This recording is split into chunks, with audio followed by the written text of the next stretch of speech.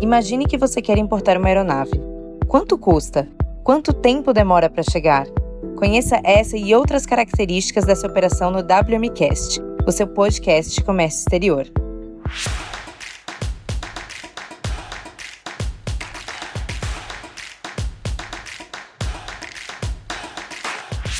Olá, eu sou Amanda Verjovski e esse é o WMcast, o seu podcast de comércio exterior, desenvolvido pela WM Trading. Hoje nós vamos conversar sobre importação de aeronaves com a nossa expert Núbia Ribeiro. A Núbia, que é analista de comércio exterior, formada na área e já atua há mais de 20 anos no setor. Seja muito bem-vinda, Núbia, é um prazer. Olá, Amanda. Estou muito feliz de estar aqui, sentindo honrada de poder falar daquilo que eu mais gosto, daquilo que eu amo fazer. E a gente tem, Amanda, notado muito, né? A gente ouve muito falar nisso, que no crescimento, né, da procura sobre aeronaves, né? Todos os tipos de aeronave, porte. Então, assim, é um dos assuntos mais comentados no comércio exterior hoje, é como o Brasil vem crescendo com relação à importação desse item. Não, bem bacana. Falando nisso, Núbia, assim, duas perguntas que eu mais escuto, então são as perguntas do milhão, né? Que é quanto custa e quanto tempo demora para chegar uma aeronave? Conta pra gente. São perguntas bem pontuais, né? Que realmente todo mundo quer saber. Verdade. Então, assim, a aeronave, quando a gente começa o trâmite, né, envolve muito detalhe, muita burocracia. Então, a gente procura fazer um planejamento prévio, bem detalhado, para que a gente tenha o menor custo, né? E aconteça de forma rápida, né? Que todo mundo fica ansioso por isso. Claro. Então, assim, isso atrai muito, facilita muito. Perfeito. E permite isso, né? Lógico. Então, hoje torna isso, assim, muito mais fácil, né? E o ICMS, como é que é? Então, hoje a gente conta com um benefício aí muito legal, que atrai muito. Então, assim, a gente analisa bastante aonde o cliente está, né, para viabilizar essa operação para ele. Então, o estado, né, que ele está. Isso, para a gente ver qual que é a melhor opção para ele que sai mais em conta, né? E aí, nisso, a gente consegue uma redução, não é isso? Sim, isso mesmo. Aí a operação fica mais, assim, atrativa, né, viável. Qual a diferença? Conta pra gente. Ao invés de pagar, assim, o ICMS cheio, ele... Como é que é? Em vez de pagar o ICMS 18 ou 17, dependendo do estado, ele acaba pagando 4%. Nossa. Então, isso reduz muito a margem dele, né? Então, Lógico. assim, realmente, assim, a gente fazendo esse estudo, toda essa análise antes, torna essa operação super viável. Nossa, reduz muito o fator de importação mesmo. E em relação a tempo, conta pra gente. Depende muito de onde a aeronave está, né? Qual o porte dela, porque existe toda uma pré-compra antes disso, né? Antes da gente iniciar isso, a gente tem que fazer aquela pré-compra, que é o quê? Vai inspecionar a aeronave, né? Vai saber se ela está dentro daqueles critérios que precisa para ela voar. Então, assim, é feito toda essa análise. Então, a gente perde um pouco de tempo com isso para poder trazer a aeronave correta, aeronave viável, certa. Tem uma questão que é da análise do diário de bordo da aeronave. Isso, todo esse critério precisa ser muito bem avaliado. Então, a gente conta com uma equipe lá fora especializada para isso.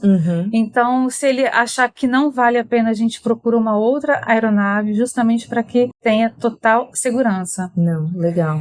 E a gente também, assim, a gente atua também com o quê? A gente tem que procurar um plano de voo. Então, dependendo de onde a aeronave está, a origem dela, a gente tem um plano de voo estabelecido, né? Então, assim, tem aeronaves de grande porte, que elas conseguem autonomia para elas virem voando um dia super rápido, e a gente tem outras que não conseguem isso. Então, a gente necessita de mais paradas técnicas e tudo, assim. Então, assim, depende muito do tipo da aeronave. Do tamanho da aeronave. E ela também pode vir em container, não é isso? Sim, pode vir desmontada em container, né? E existe, aí é o mesmo trâmite também. Existe aquela pré-compra, toda a análise que envolve essa parte de aeronave é totalmente usada nesse mesmo transporte marítimo, né? Não, Núbia, entendi. Então, assim, quer dizer que em relação ao tempo, tudo vai depender. Se a aeronave vem voando, se ela vem em container, quanto tempo demora para fazer a inspeção pré-compra, né? É isso que você comentou. Isso mesmo.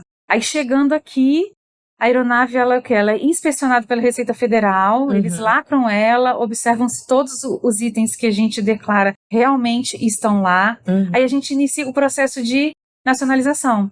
É um processo super rápido, porque a gente garante que toda operação já esteja toda correta, então chegando aqui a gente já sabe que será um processo super rápido, então da chegada até a nacionalização, os trâmites, a gente leva em torno de 4 dias, às vezes até menos. Aí essa aeronave já vai estar voando para a oficina, que ela vai fazer a outra inspeção, né, para passar pela ANAC, para que é a VTI, né? Isso. A VTI, que é a Vistoria Técnica Inicial. Ela também é obrigatória. E, Núbia, assim, a gente escuta muito falar do radar.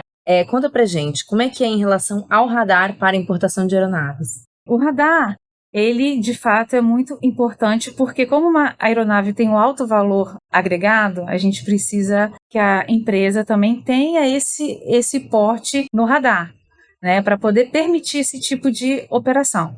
Mas isso é super tranquilo, a gente faz isso diariamente, então assim, é super fácil a gente conseguir um aumento de limite, então o cliente que realmente deseja não tem empecilhos para isso, né?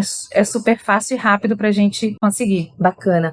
O radar, assim, ele é até um tema que é legal depois a gente abordar, mas vou disponibilizar no link do nosso episódio um vídeo que a gente produziu para que você entenda um pouco mais detalhes, né? O radar, ele tem 3 limites diferentes, mas vamos voltar para as aeronaves porque o nosso papo hoje é outro. Núbia, um assunto que às vezes não é tão claro, às vezes, né, se você puder nos explicar um pouco melhor, em relação ao leasing. Como que acontece? Quais são as partes envolvidas? O que ele abrange? O leasing é uma opção muito bacana para quem tem essa oportunidade. Ele ainda não é muito usado, mas é uma opção extremamente fácil da gente usar, né? Nada mais é o quê?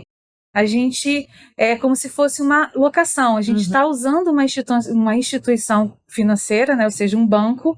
Ele vai nos fornecer aquele crédito e a gente vai pagando para ele a longo prazo em prestações, né? Ou seja, eu adquiro um bem, né? E vou pagando ao banco em parcelas. Então, é de fato um crédito, né? Que você consegue de um banco. Isso, justamente. Para que você consiga ir pagando, né? Esse bem que normalmente é tão caro, né? Lógico, ele varia de preço, mas a depender ele pode ser bem caro, né? E me tira uma última dúvida, Núbia, em relação à pessoa física. Como é que é a importação de uma aeronave para uma pessoa física? Pode, não pode? Como que isso acontece? Essa é uma das perguntas mais assim que a gente ouve, né? Quem é do comércio exterior sempre sabe. Assim, posso trazer alguma coisa? Eu tô querendo comercializar isso, aquilo. Então, assim, realmente é um fato que você, para revenda, você não pode trazer. Pessoa física, não. Né? Você precisa ter um CNPJ se você quiser comercializar. Tá? Então, a comercialização de bens importados no Brasil é feita por empresas.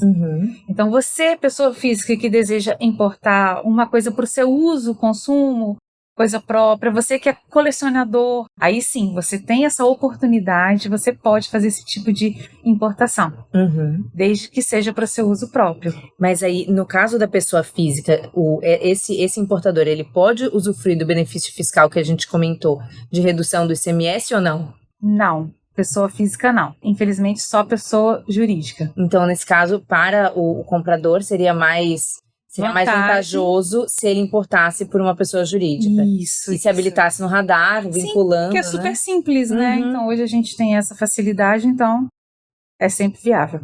Não, tá joia. Núbia, queria te agradecer muito. Você sanou várias dúvidas.